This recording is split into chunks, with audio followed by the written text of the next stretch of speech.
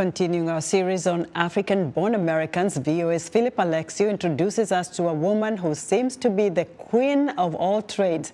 Margaret Dureke is the founder, president, and executive director of WETATi Academy, an economic empowerment educational nonprofit organization. With the power of her husband's support, she expresses what they want to see in the next U.S. president. I was born in Nigeria so many years ago. And it wasn't an easy journey or easy background, but I'm a firm believer that where you're born and the challenges is inconsequential to who you could become, really, you know. So I went to school in Lagos. Then right after graduating high school, I came to America. Margaret Dureke has done just about everything. She's a motivational speaker and author of several personal and business development books, including a bestseller, recognized around the U.S. and internationally for her philanthropy.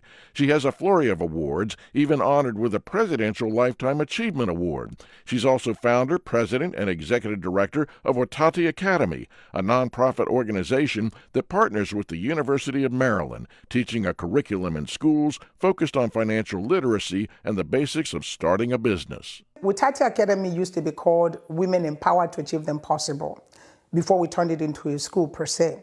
The reason is because I had all the degrees that anybody would want to get, but I didn't know how to fold a piece of paper to form a box. I just said to myself, this doesn't make any sense. So God, what do you want me to do? So WETATi Academy came up as a result of an answer to the frustration that I was having. So I knew that there was a missing link between what we're taught in the classroom and what we need to make it in the school of life. So that's when I said, okay, what is so frustrating to me that I can turn into an inspiration that I can use to lead others?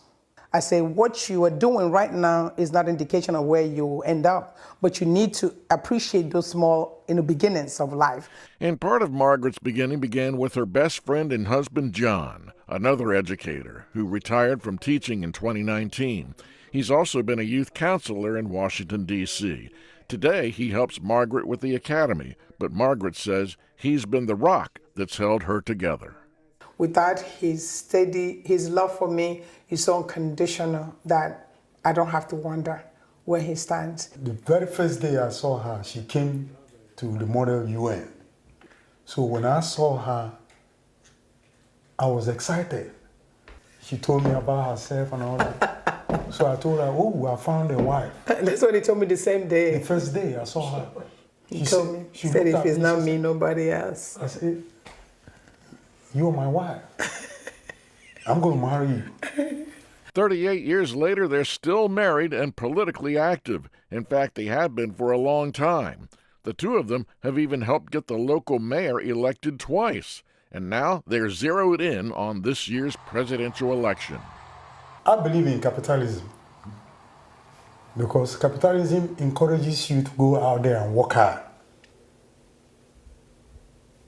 So, for capitalism to continue to work, we have to find a way to be inclusive about it. Whoever is the person that makes it as the next president of America, they need to have some compassion. They need to have some kind of way to resolve the immigration problem. I'm not for people just trooping in and things happening one way or the other and people not doing whatever they have. Any country that doesn't have order is a question of time they're going to defunct. So I am saying, even though I believe that foreigners or immigration people should be given some chance and opportunity, there need to be some laws guiding how that is done so that both the people receiving and the people giving, there'll be some kind of common ground for everybody. Philip Alexiou, VOA News, Washington. That was Margaret Dureke, founder, president, and executive director of WETATi Academy.